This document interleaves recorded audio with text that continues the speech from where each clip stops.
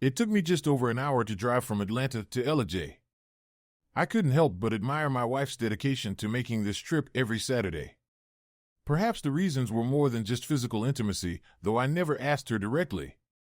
What I do know is that Darlene had been rendezvousing with Clayton Mankey at his cabin in LJ for over 6 months. Our presence was prominent in Atlanta's social circles due to my wife's involvement in philanthropy.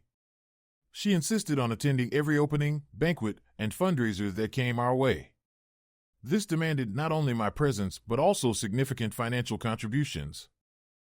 I loved Darlene dearly, but I had reached my limit. After the costly weddings of our 2 daughters, I longed for some relaxation. However, Darlene sought something more, seeking admiration elsewhere. She found Clay Mankey at one of these events. I suspect I knew from that initial encounter, though I didn't confirm my suspicions until months later. Meeting in the city would have been too risky, given her high profile. A hotel was out of the question, and she wouldn't consider a motel or his condo. The secluded cabin was the perfect solution for their affair. After the lengthy drive, a narrow dirt and gravel road wound 2 miles through the mountains to Clayton's rustic lodge. Clayton, a wealthy contractor specializing in large government projects, owned most of the land surrounding the cabin. His financial acumen was evident in his investments and property holdings. Arriving at the cabin, I had one task to complete swiftly. Using wire cutters, I discreetly snipped the phone lines leading into the cabin and neatly tucked the ends back into place. With no cell service available nearby, and now no landline either, communication from the cabin would be effectively cut off. 20 minutes later, I was back on the main road. The sky had been cloudy throughout the journey. Darlene didn't inquire about my early departure, just as I didn't question her routine of leaving an hour later. It seemed a reflection of our faltering marriage. Near Clayton's turnoff, there was a diner with a few gas pumps out front. I managed to secure a booth near the entrance, affording me a clear view. About half an hour later, a sleek black Hummer arrived, Clayton's preferred mode of arrival regardless of gas prices. Shortly after, Darlene turned off in her Lexus GX 470. And then the rain began to fall. It wasn't just a light drizzle but one of those relentless downpours that persisted all day without relenting. I knew I had to act swiftly before the roads became impassable. While Clayton might not have been concerned about muddy conditions, Darlene's Lexus wouldn't handle it well. Yet, at this moment, their ability to leave was irrelevant, they were stuck. What struck me about their rendezvous was the timing. Tonight, we were hosting a fundraiser, not for saving Brazilian 3-toed sloths as far as I could recall, but for something equally frivolous. Despite planning and preparation spanning 3 months, Darlene had still managed to slip away on the same day as the event to meet her lover. I begrudgingly admitted she had organized the event well enough that it could carry on without her presence. My Subaru Outback wasn't as robust as Clayton's Hummer or as sleek as Darlene's Lexus, but it would suffice, provided I didn't waste any time. After settling my bill at the diner, I followed them up the mountain. The road wasn't so much steep as it was winding and treacherous. Carving a path through these mountains was no small feat. One had to navigate the terrain carefully, which was no easy task. The rain showed no sign of mercy. I made it halfway to the cabin before deciding to stop at a spot where I could turn around. My parka kept the rain at bay, but it was getting uncomfortably humid inside. Darlene and her lover had been at the cabin for about 30 minutes by then. I suspected Darlene would cut this visit shorter than usual, so I wasted no time. It didn't take much effort. I simply cut the valve stems on both vehicles. There was no way they could repair or replace the tires today. By the time the rain stopped, the roads would be in such terrible condition that no tow truck would attempt the ascent. Their only option would be to trek down to the diner and seek alternative transport. Naturally, they wouldn't discover their predicament until after their tryst was complete. With no landline or cell service available, and unsure if Clayton had satellite phone access, I had to take the risk. My task was done. The rain persisted as I headed back on 575 towards Atlanta, my mind consumed by a sense of vindictiveness. Darlene and I had been together since college. I had relocated from Pennsylvania to Atlanta to join a prestigious accounting firm, eventually establishing my own successful firm specializing in the food service industry. We handled everything from bookkeeping to retirement plans, and as some clients expanded nationally, so did our wealth. Sometimes, it felt like I was struggling to keep pace with our increasingly lavish lifestyle. Everything was fine until Darlene decided she needed more from our sex life. Maybe I was mistaken, but Clayton was undeniably wealthier than me. I couldn't say if Darlene was drawn to his money or his physique. I begrudgingly acknowledged he was more attractive and fit than I was, likely a result of his active work on construction sites versus my sedentary desk job. That son of a bitch even had more hair than me. Not that I was balding yet, but it wasn't as thick as it once was. Regardless of her reasons, I just wanted her affair to end. Tonight promised to be a spectacle. I eagerly anticipated seeing if Darlene would show up flustered and disoriented. There was no rational explanation for my actions. As I merged onto I-75, the rain continued to pour. After tonight's party, I planned to leave Atlanta immediately. All arrangements had been made well in advance. I had recently sold my business for cash plus a long-term profit share, and 3 weeks ago, Darlene unknowingly signed papers to sell our house to a trusted acquaintance. He understood my circumstances and was prepared to handle any complications arising from the sale. He paid me $1 million in cash for a property worth 3 times as much. Darlene believed she was signing refinancing documents. There was no existing mortgage. I spent the past weeks closing accounts, credit cards, investments, and retirement plans. We had a few valuable collectibles in the house, which I had no trouble pre-selling. As for Darlene's jewelry, worth $500,000, that would be coming with me when I left. I had no intention of leaving her with expensive trinkets I had purchased. Clayton Mankey posed another challenge. Besides his wealth, he wielded considerable influence locally and statewide. Although he wasn't a client of mine, gathering information on him wasn't difficult. I tasked a small team of my top people to compile data on his business dealings. It was routine for Mankey to secure government contracts and skim profits off the top. The real issue lay in discrepancies between project costs on official records and the amounts Mankey Enterprises reported receiving. A school project might show a $3 million expenditure, but Mankey's books indicated only $2 million received, allowing Clayton to pocket an easy $1 million after kickbacks. The lack of oversight from authorities complicit in his schemes prevented any legal action against him. However, the IRS took a keen interest. They planned to prosecute Clayton, and I stood to receive a substantial reward. Whether I'd be able to collect remained uncertain, but I held out hope. As I neared Atlanta, the rain intensified. I estimated it would be another 2 or 3 hours before Darlene and Clayton discovered their stranded situation. Meanwhile, I had a party to prepare for.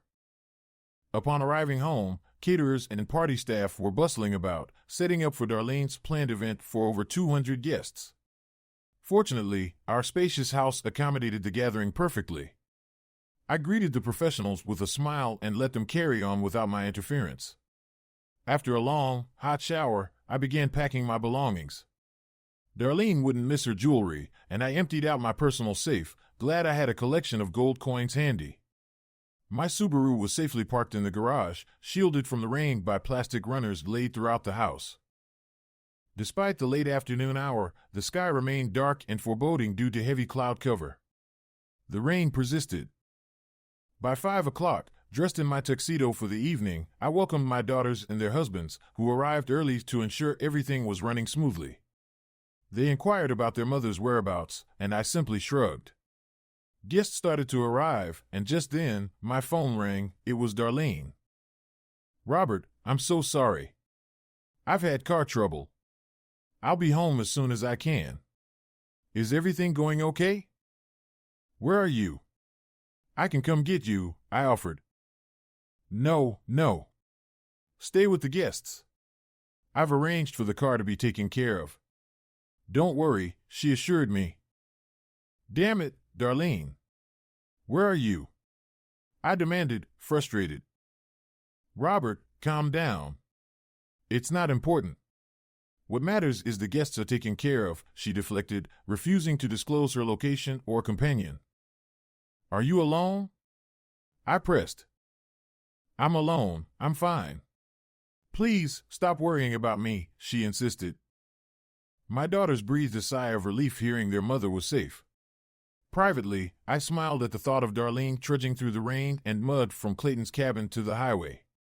The rain seemed like a blessing from above, ensuring Darlene's discomfort, miserable, wet, muddy, and exhausted. About an hour later, the phone rang again, interrupting the evening. I excused myself from the guests and walked to the foyer to answer it. "Robert, what the hell is going on?"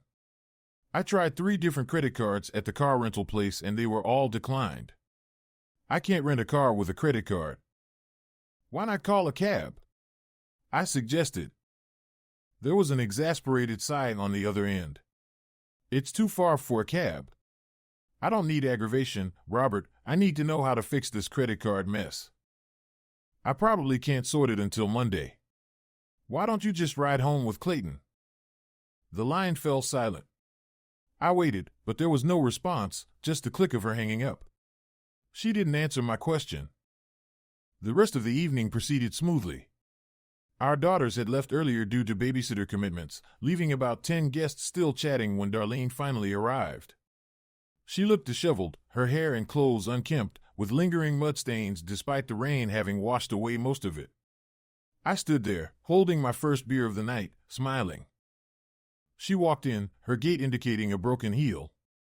After kicking off her shoes, she grabbed a drink from a tray on the buffet table. "You did this, didn't you?" "You bastard," she accused. I took a long sip of beer and smiled. "You'll pay for this." "I swear, you'll pay." As our last guests departed, the caterers began tidying up. They glanced at Darlene but remained silent. "I'm glad you made it home safely. I stayed behind to let you know I'm leaving. I couldn't leave without knowing you were all right." "What do you mean, leaving?"